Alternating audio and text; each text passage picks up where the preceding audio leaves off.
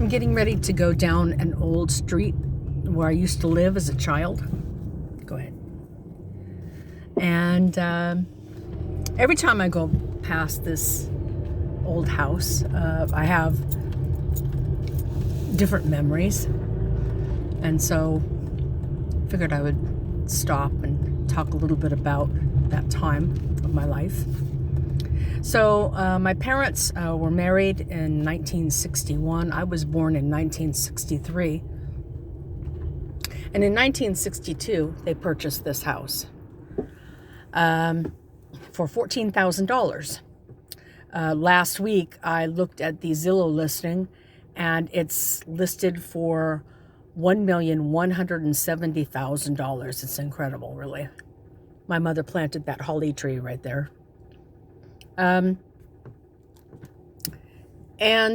Periodically, I go down this street. And during the 80s, there was an older couple that lived here that were retired, Jack and Angie. And one time they were having a yard sale. And so I stopped and introduced myself and told them that I had lived in the house. And I got to know them a little bit. My best friend, Wendy, lived right next door in this house. In the shade there used to be a wonderful, highly productive avocado tree, and we used to climb up in it and hide and disappear. Her father was a Los Angeles police officer. He worked narcotics for a long time, vice for a while. Sometimes he would park his police car in the driveway. Yeah, we got in trouble one time for going into the garage and finding a whole bunch of S&M bondage type of pictures that he had in there. Very interesting guy, George. Maybe I'll talk about him sometime. I lived there until 1971. And then I moved to where I am right now, still living in my father's family's home. But the second time that I came and visited, Angie invited me in, and I sat down and talked to her for a little while, and I asked her if anything strange had ever happened in the house. When I was growing up as a little girl, I had, I don't know, for most of my childhood, a real problem with sleepwalking incidents. I would wake up in the middle of the night and just begin roaming around. My mother would get up and follow me, and she said that I would talk to her with my eyes wide open, and it seemed as though I was awake but out of it, and she would lead me back to bed, and I'd go right back to sleep. A couple of times I thought the closet, was mistakenly the bathroom, and so she caught me going in there and had to turn me around. And so I had a lot of these incidents. I also had a lot of illnesses. I had a lot of strep throat. I had a lot of ear infections, perforated eardrums. I was kind of a sickly child. Really high fevers. After one of the really high fevers, I could write poetry. So anyways, I asked Angie if anything strange had happened, and she said, well, there was only one thing. One night, she just woke up out of a sound sleep and just suddenly couldn't go back to sleep, and so she went into the living room and sat down and lit a cigarette. And she said it seemed like against the wall that was painted white, she said there just seemed to be this outline that emerged of a person.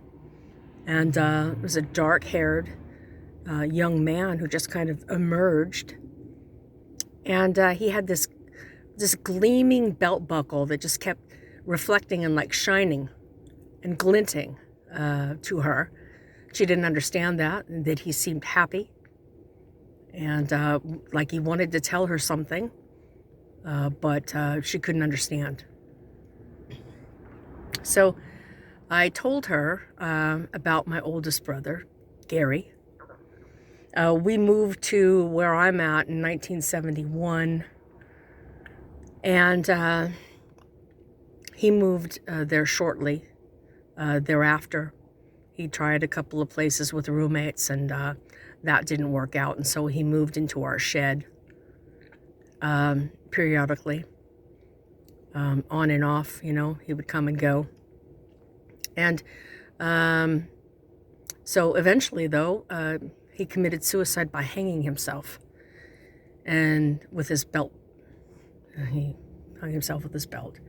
And so when I told Angie that, she was, very surprised. Said that made sense then about the glinting belt buckle. And he used to spend really large numbers of hours in the garage working on Harley Davidson motorcycle parts. He had one of those. He had old cars, lots of old cars. And he also at that time did sport fishing down at the wharf in Redondo Beach. He used to go out on barges and go fishing out there. And he regularly would win the biggest catch of the trip awards. Yeah. Every time I come down the street, I think of other things. The last time I noticed the old man next door, and I remembered his name was Richard, and so I pulled over and I got out and I went over and I talked to him. And I introduced myself and I told him my family used to live next door in the 60s. And he remembered us. And he said, "Oh yes, I remember the young man that lived there was a very troubled young boy.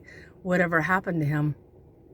And I said, "Well, I had two brothers, He said, "Well, the one with the blonde hair." I said, "That was Craig." He said, "He caused a lot of trouble around here. What happened with him?" And I said, "He died of an overdose." And he said, "Well, that's not that surprising." I said, "No, it's not." I said, "How are you doing?" He said, "Well, my sons are all still alive. I've got one that's a high-end lawyer, and he shows up around here every now and then in a fancy car. Doesn't have a whole lot of time." I said, "Yeah." So we talked a little bit. It's an interesting conversation. So anyways, there's a lot of memories, every time I come down this street. I think of something else. Anyways, that's it for now. Sometime I'll tell some more stories about George. He was an interesting guy.